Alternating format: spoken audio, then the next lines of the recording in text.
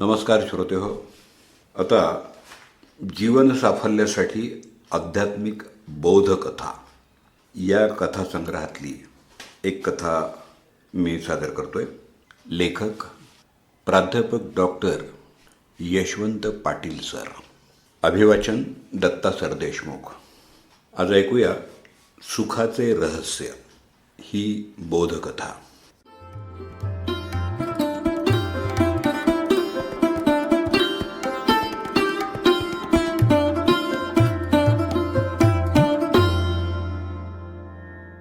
सुख सर्वांनाच हवं असतं. त्याच्यासाठी प्रत्येक व्यक्ती स्वतःच्या कुवती, समजुती आणि दृष्टिकोनानुसार प्रयत्न करत असते.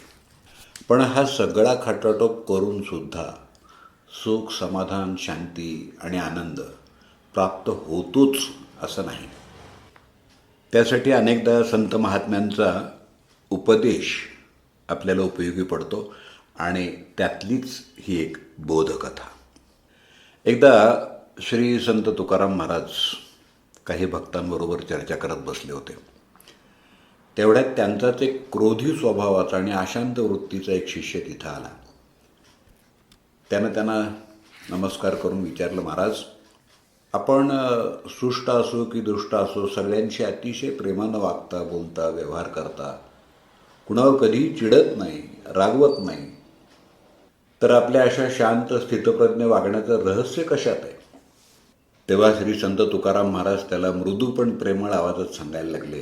म्हणाले, तू म्हणतोस त्या माझ्या स्वभावाचं आणि वृत्तीचं गुपित मला ठाऊक नाही, परंतु तुझ्या क्रोधी स्वभावाचं आणि अत्यंत अशांत वृत्तीचं गुपित मात्र मला माहिती आहे. त्यांना आश्चर्यानं विचारलं, माझ्या स्वभावाचं आणि वृत्तीचं गुपित तुम्हाला ठाऊक आहे?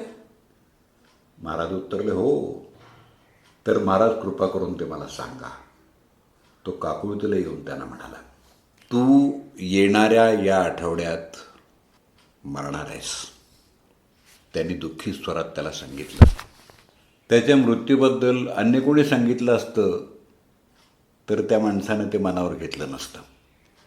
परंतु प्रत्यक्ष परमेश्वर स्वरूप असलेल्या संत तुकाराम महाराजांनी त्याला त्याच्या मृत्यूबद्दल सांगितलं होतं आणि त्याच्याकडं तो दुर्लक्ष करू शकत नव्हता. तो उदास झाला. संत तुकाराम महाराजांचा आशीर्वाद घेऊन तो स्वतःच्या घराकडे निघाला.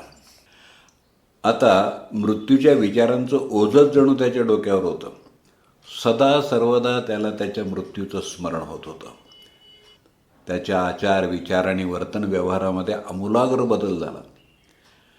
आपण आता आठवड्याभरात मरणारच आहोत, हे जग सोडून जाणारच आहोत, तर उगाच कुणाशी कशाला भांडा, वाईट साईट कशाला बोला, वेडंवाकडं वर्तन कशाला करा, असा सारासार विचार करून तो सगळ्यांशी आपुलकीनं आणि प्रेमानं वागू लागला.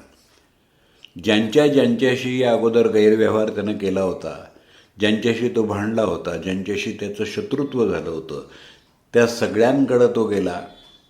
झालं गेलं विसरून जा, मला क्षमा करा, असं बरंच काही विनम्र भाषेत तो सगळ्यांना सांगू लागला, माफी मागू लागला. आता तो अंतर्बाह्य बदलला होता.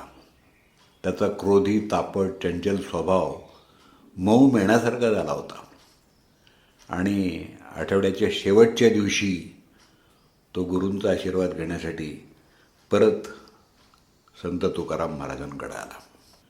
गुरुदेव, आता माझा अंत जवळ आलेला आहे. माझ्यावर कृपावंत होऊन मला आशीर्वाद द्या.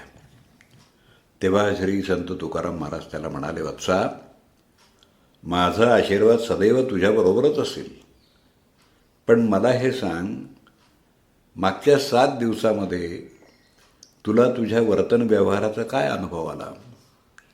तू सुरुवातीला जसा वागत होतास तसाच इतरांशी वागत होतास का? नाही महाराज, तसं मी बिलकुल वागलो नाही. का बरं? महाराजांनी त्याला परत विचारलं. महाराज, मी फक्त 7च दिवस जगणार होतो, त्याच्यानंतर तर माझा मृत्यूच. मग कशासाठी मी इतरांशी वैर करू? का त्यांच्याशी वेडवाकडं वागू?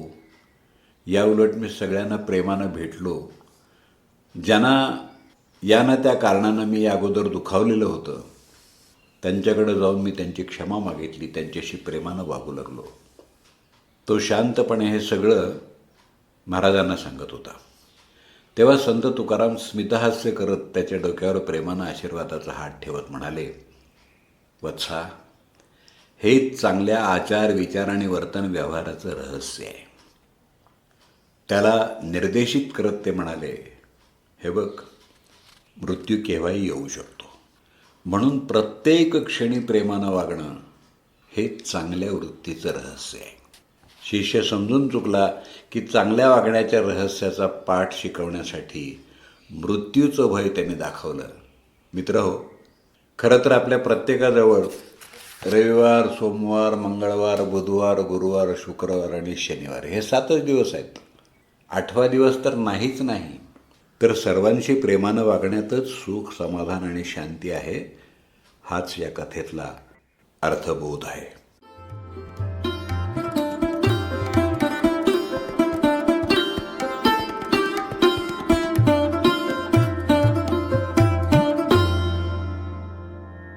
जीवन साफल्यासाठी आध्यात्मिक बोधकथा या कथासंग्रहातली